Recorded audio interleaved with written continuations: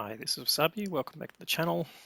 This is another one in the series of discussions of the equipment changes that came in patch 1.10, equipment 2.0. Today we're going to look at tank destroyers.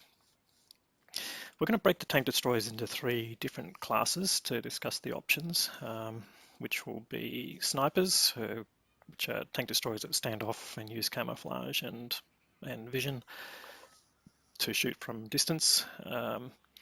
Then the closer port, which is tank destroyers that can basically sit behind the first tanks that are basically brawling and take opportunistic shots to help the first line of tanks overwhelm the enemy.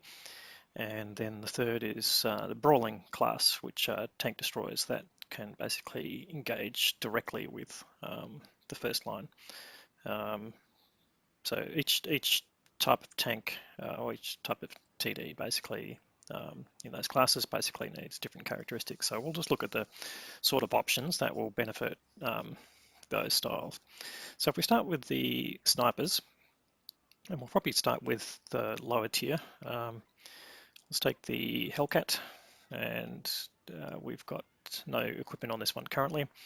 The TDs overall, as in all the other classes, have got a priority slot from tiers 6 to 10, and the type of equipment that they benefit from is the firepower one.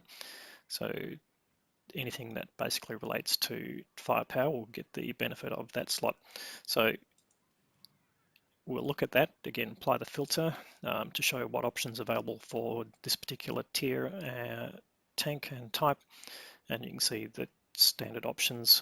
We've got improved rotation mechanism, which could be considered, enhanced gun laying drive, which will compare against aiming time, improved aiming, which gives, and you can see in this slot it's giving a 7% improvement to the aiming circle size, so we'll compare that in terms of dispersion. And then we've got the gun rammer, which gets an extra 1.5% benefit in terms of the reload time.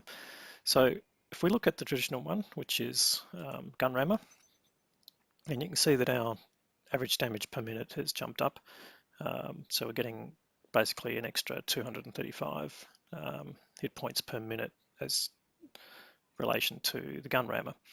Now, of course, we can put any, if we do want any of these additional ones, we can put them in those slots. They just won't get the additional bonus from there. So again, this is a sniper tank, so we'll look at the other options that assist with snipers, which is basically camouflage and vision. And again, traditionally with this type of tank, you'd probably select camo net and binocular telescope. So we'll probably put binos on as the first one. Whoops, we forgot to change move that from the slot. Let's go and change slots. Bit of a boo-boo there. Go back to our first slot and put in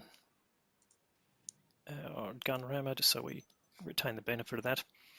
So you can see that our view range has jumped up to 497, so we're getting an additional 99 meters from the binocular telescope. And of course that kicks in when the vehicle's been stationary for at least 2 seconds.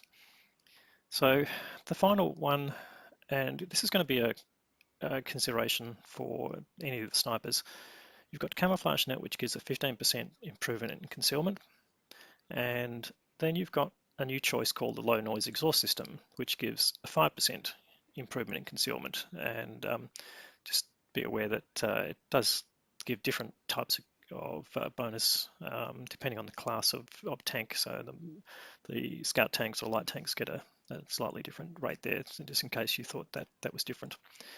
So let's consider this in the context of the current concealment capability of the tank and also what suits your play style. So if we look at concealment here, with the crew that's in there, we're already getting 42.9% when stationary.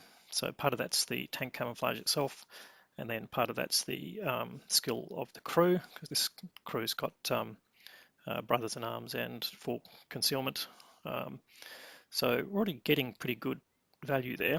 We would get pretty exceptional camouflage if we put that in, so it jumps up to 57.9.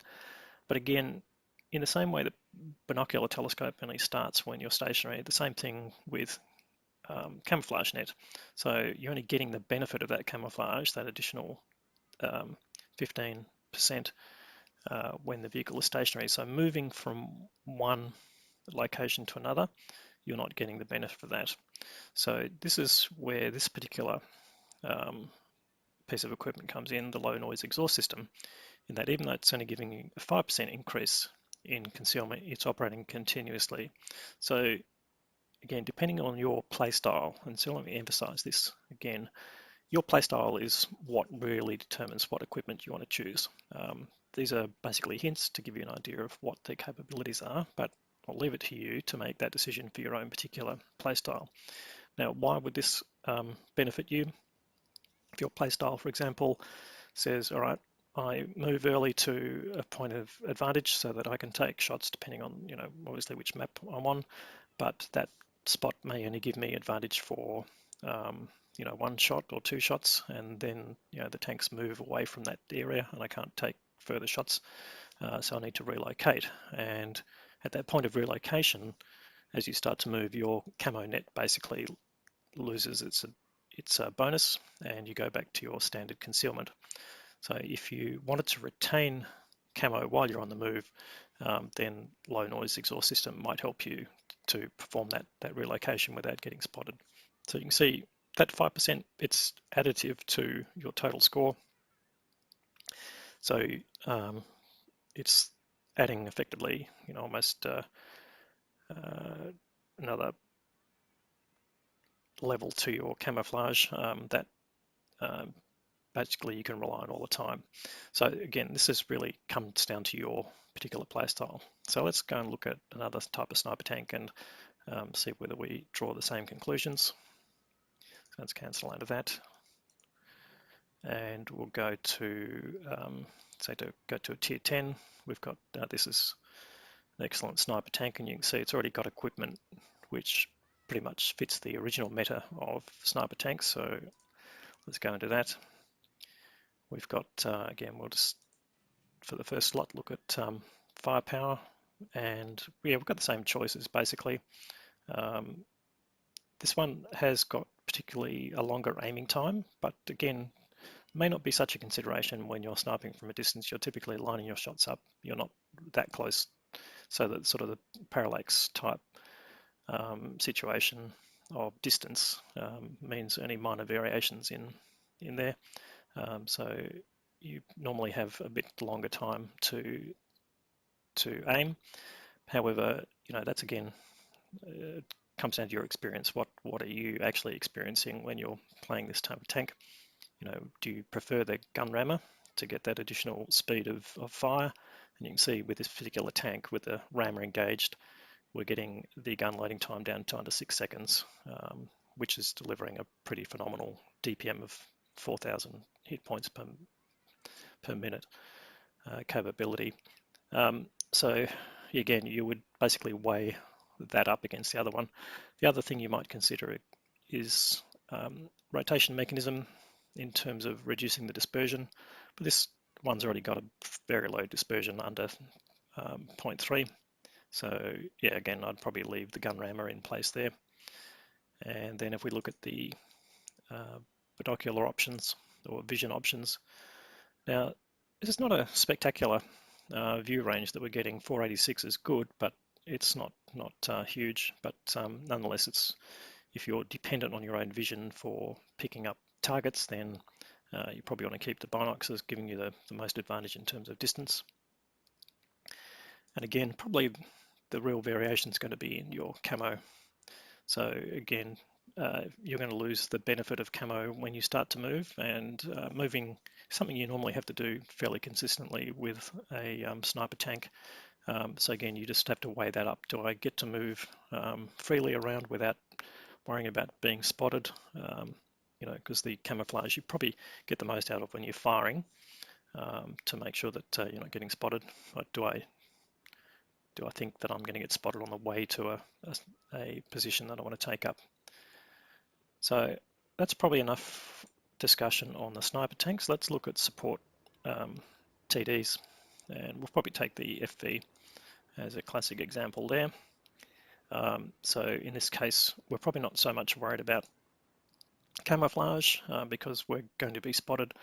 What we're probably interested in is the ability to engage the target as quickly as possible, and we'll obviously trying to keep up our DPM, but if we said, all right, well, probably what we want to be doing is popping out, aiming as quickly as possible, and getting a shot off, then you might actually consider the improved rotation mechanism, given that it reduces your dispersion during movement of the turret and movement of the vehicle, so that you're getting effectively shorter aim time.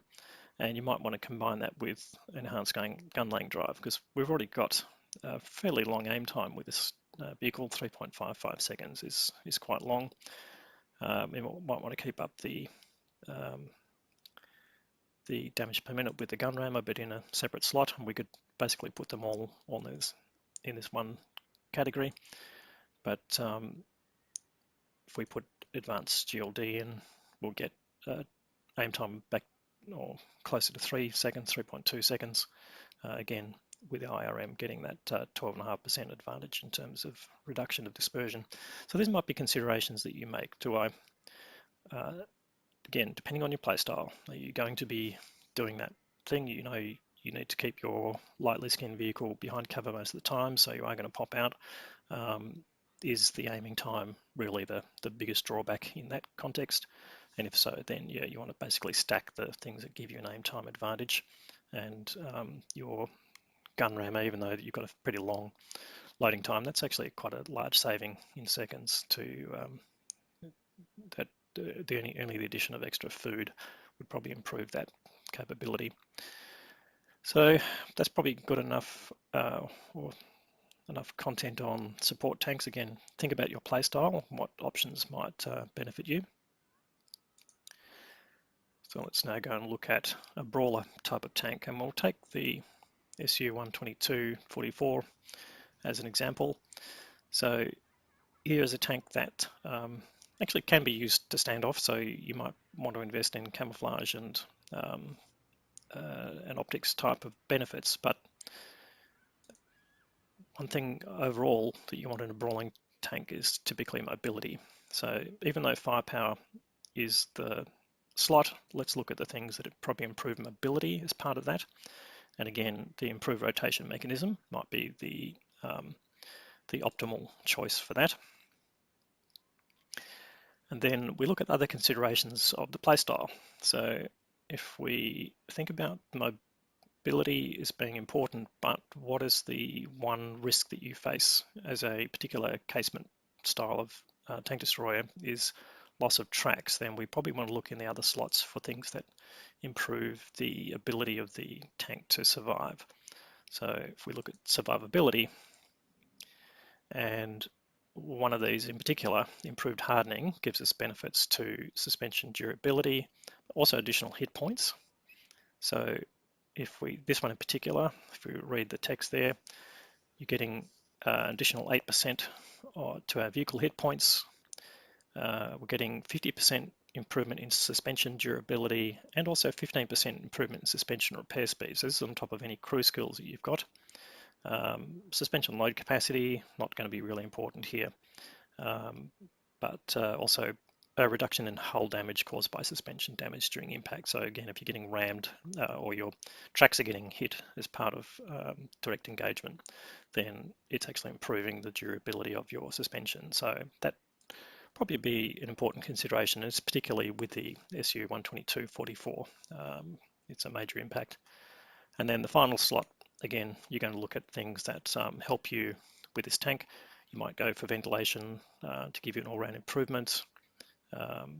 You might actually want to look at modified configuration in addition in terms of survivability, which gives you improvements to your ammo rack, fuel tank and engine durability, and also repair speed, which will benefit you again with your track repairs. So these are all considerations that you'd have based on your playstyle.